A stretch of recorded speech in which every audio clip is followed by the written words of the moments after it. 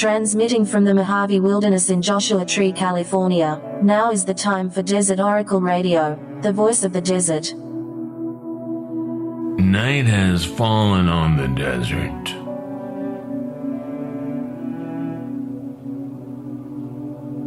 The heat has fried my brain. It's just too much. The second half of July was sort of a reprieve for the Mojave. Not a whole lot of monsoon rain, but milder weather than we've come to expect over these past several uncomfortable summers in the high desert. But now the real heat is back. And getting some of those cherished heat of desert summer power outages. Nothing makes a person want to pack up and go north. Like in Blade Runner, like in the theatrical version, the end, when the two robots find true love and take the hover car to what looks like the northern forest. Maybe British Columbia, which is no longer your escape in the summer if you've been watching the fire news. The heat is not good for the brain, not at this level. Somebody died just walking around Phoenix late last month, apparently a tourist on what was supposed to be a day hike in town, and would be in December or January. It's just hard to concentrate. Makes you want to open up a bottle and put on some Red, Blue, Black, Silver.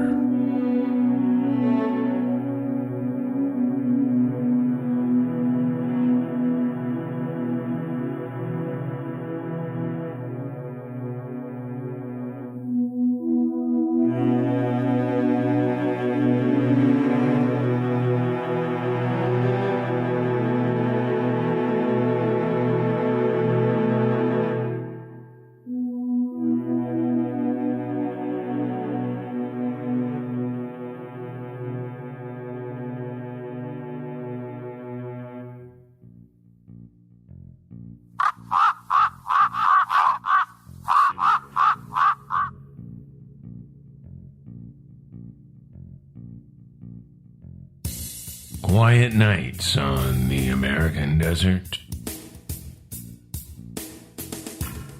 It's eerie out here sometimes.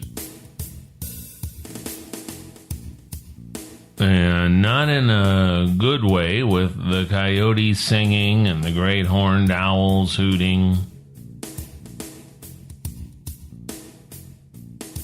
And whatever terrible sound the nightjar makes, the common poor will.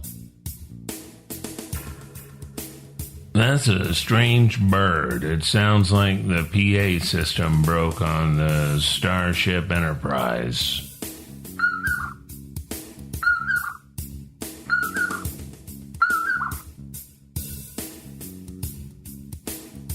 Mayday, mayday.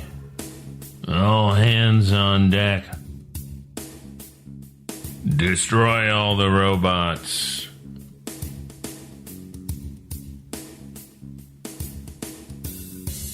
See, the robots tried to unionize, and well, the business of Starfleet is business, along with military superiority for the common good of the outer occupied planets.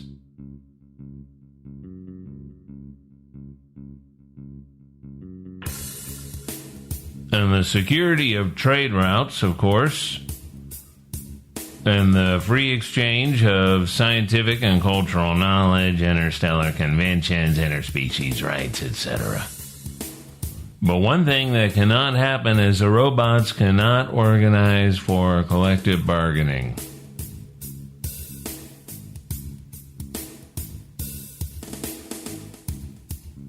So the moment we knew was coming in the darker chambers of our hearts is finally here. The famous electric car company is going to make robots because Elon Musk is just working his way through a life of being a Philip K. Dick character.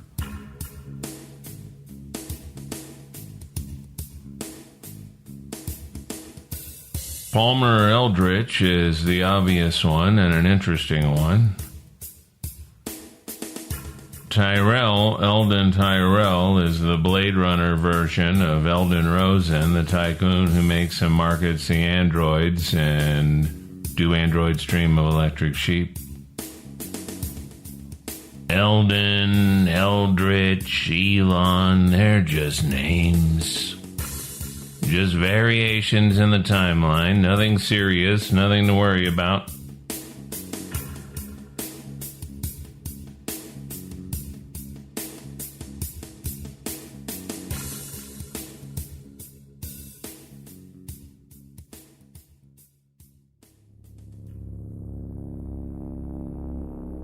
You ever get an idea and then over time realize that it wasn't an idea at all? It wasn't about something external. It was a vision of some distant space or time. A decade or so back, while walking in the foothills with the dog, I had this strange vision that sort of overlaid the time and terrain where I was walking. It was a familiar sort of image, and I wondered where it was from, what story or painting or movie or archetype was generating it. Or was it a fresh idea of some kind? They do happen every decade or so. But this did not seem that way. And it wasn't the Mojave Desert, it was a Great Basin. A higher altitude desert. With forests of piñons in the hills and in the mountains. Well, over the years, I figured out that the person I saw in the distance on that landscape was me. But many years in the future, and instead of a dog walking alongside me, it was a treadmill robot. A robot, finally. Well, some years later, I found that land, and I've been paying it off ever since. I recognized it instantly, and from various science fiction shows, I've learned that in old age, one can rely upon a robot companion to help with the chores. Bring some stones over for the tower, feed the robot sheep, that kind of thing. Plug itself in at night like the Roomba. The creepiest and most obvious thing is to make human society's robots look like comatose versions of ourselves.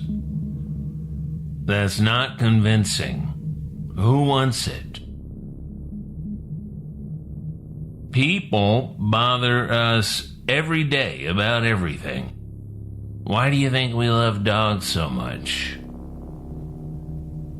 And we love our machines, our bicycles and pickup trucks and power tools and gaming computers. We love to make them full characters in our adventure. We don't need the household robot to look like a department store mannequin with a face.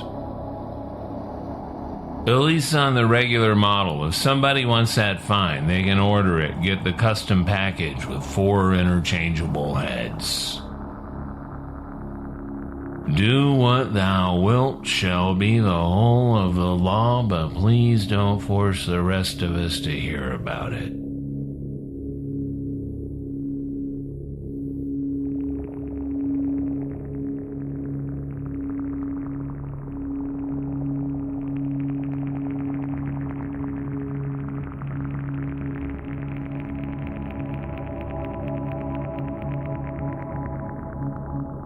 As members of a species specifically designed to see patterns and symbols in the natural world, a natural world filled with patterns and symbols, we can see a face in pretty much anything.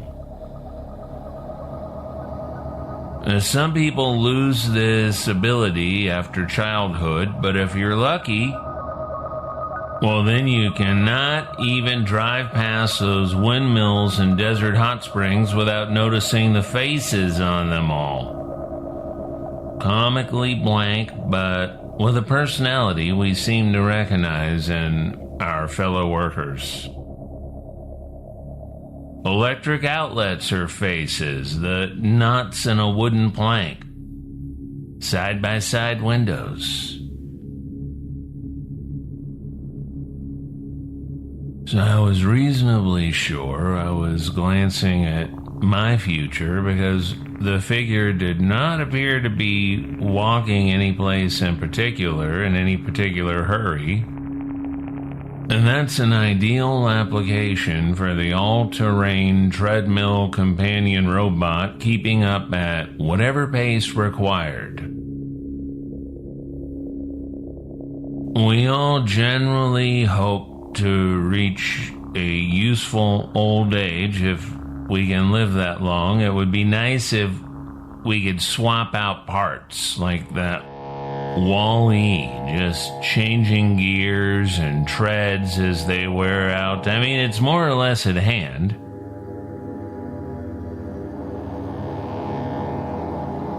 The current low level of civilization does try to kill us all for all our lives with the factory meat full of antibiotics and toxins, with the grind of trying to keep afloat, trying to hold what little ground you've got,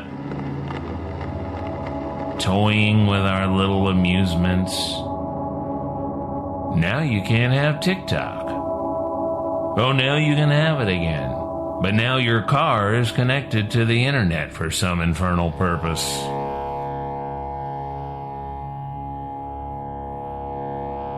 But if we survive all of that, and a lot of us do, we could just swap out the broken human parts as they fail with the help of our household robot that can do anything. Just download the expansion pack. Cataract surgery, hip replacement, freshen up the Botox and the hair plugs, cook healthy meals of pasture-fed organic bison and some sort of vegetable that tastes good with a very particular preparation, and clean up the kitchen afterwards. Maybe you could even unplug the internet at night and tell us to go to bed for our own good. To give us a rest, to give us some peaceful sleep, a break from the pandemics, the politics, the catastrophic climate change, the giddy real estate bubbles, losing track of which fire is the largest wildfire in state history, or regional history, or recent memory, like they say on the news all the time. Because nobody remembers anything before about 2015.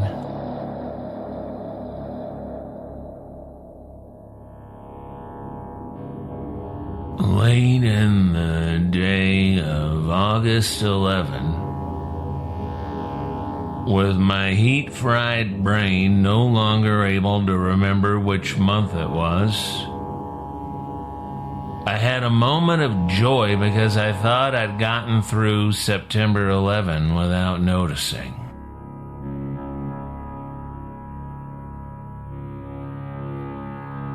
Well, I was wrong. They were just all working together to make this the biggest 20th anniversary 911 of all time.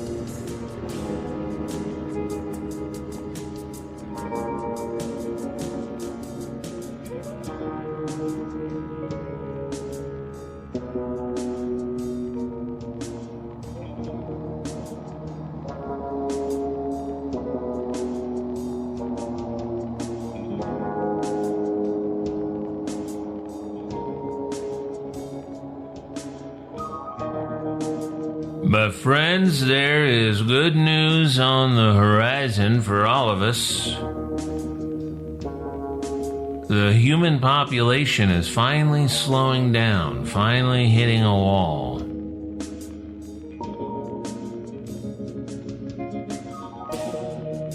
Now, I'd gotten used to the population peak coming in another 30 years or so, and I wondered if I'd be around to see it.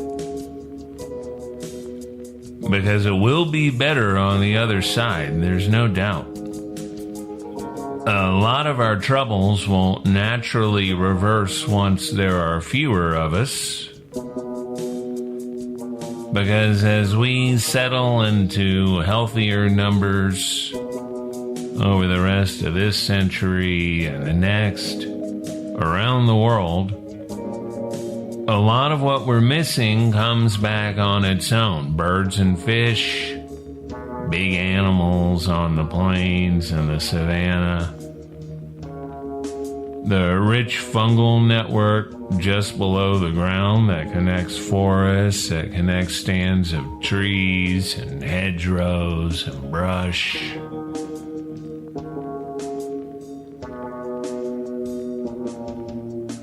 The cryptobiological crust that holds the desert floor together so it doesn't all blow away and become sand dunes. Lately, I've been reading this wonderful book by Dan Flores. It's called American Serengeti. It's about the big animals that filled the Great Plains just a century and a half ago. And the way so many human cultures depended upon these herds and the actions of the predators as well. The focus is on the animals that barely survived what happened when the American nation crossed the Mississippi and filled in to the west.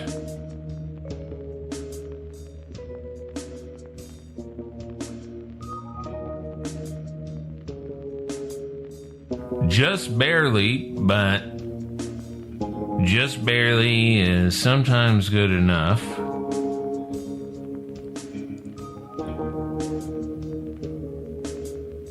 Bison and pronghorn, the brown bear that Lewis and Clark named the grizzly before shooting an obscene number of the great bears that the tribes rightly considered gods walking on earth. But it's a hopeful book because it also tells of places in the Great Plains where buffalo roam again, where the antelope play. Early sections of what can be great open preserves of river and hill, and especially those wide open plains. It takes work, but can you imagine any better work?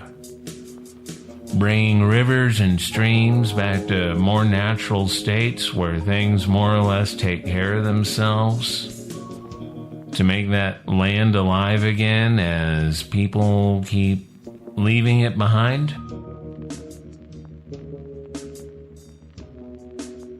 According to the new U.S. Census numbers, we are now mostly congregating in look-alike residential and retail distribution developments in a handful of overbuilt and under-resilient mega-suburbs in Harris County and Maricopa County, Tract Home, Florida, and Tract Home, Salt Lake, Austin, and Nashville. Real estate in these places has doubled in value over the past decade as people have poured in from the rest of the country, which is rapidly depopulating.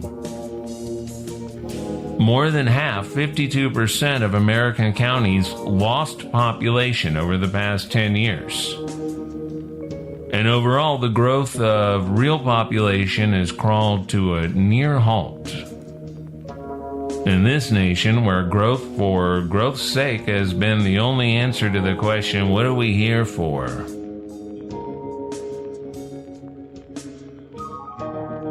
Phoenix is the big city that saw the most population growth over the past decade. Buckeye is one of the top 10 fastest, what do you even call Buckeye?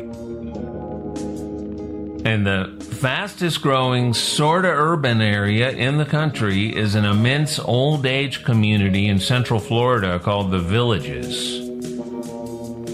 The boomers have fueled the entire real estate bubble that we're all kind of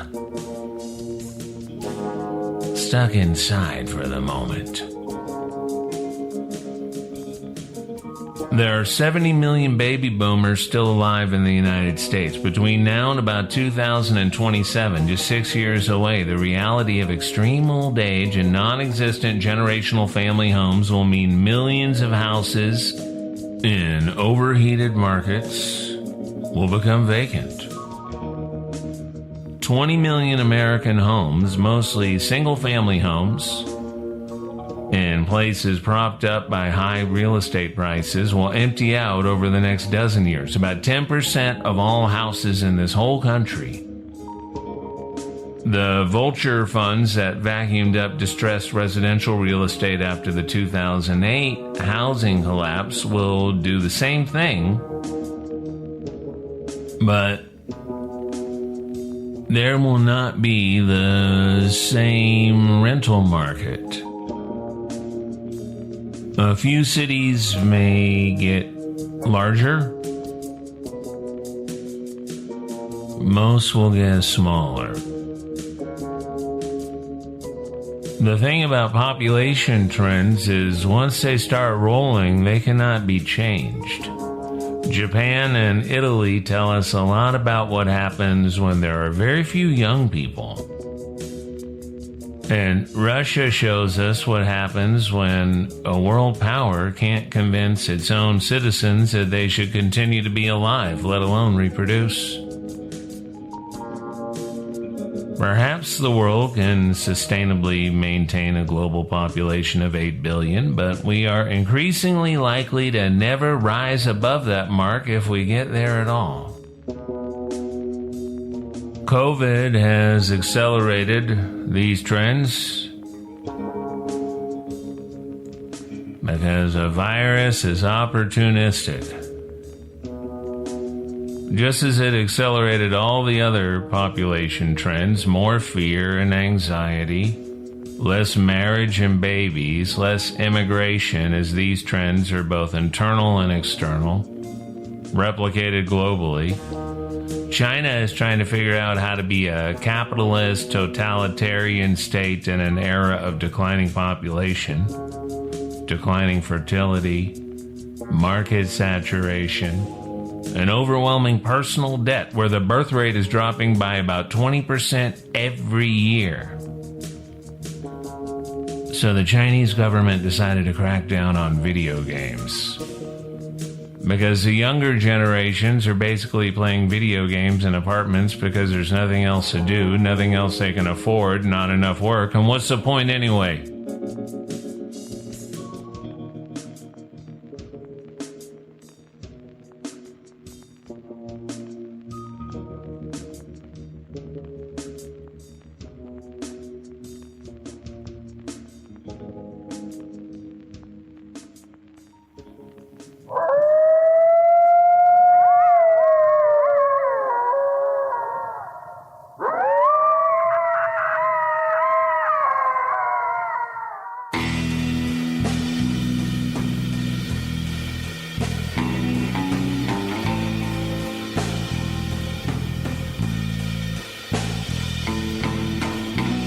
We look back at the last half a century and we understand that we've doubled the amount of carbon in the atmosphere.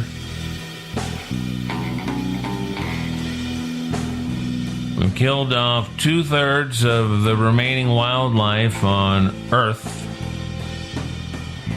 And this was during the age of the environmental movement, the environmental organizations, the great global nonprofits that sent us fundraising junk mail with penguins and elephants on the envelope. Send money now and we'll take care of it.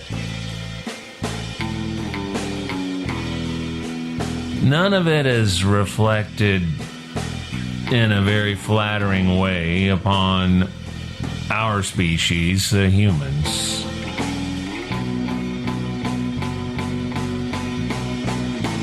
But that is a challenge to humanity because we're the only species that buys self-help books, so we know in our hearts that we can do better. We can make more of the world like it used to be.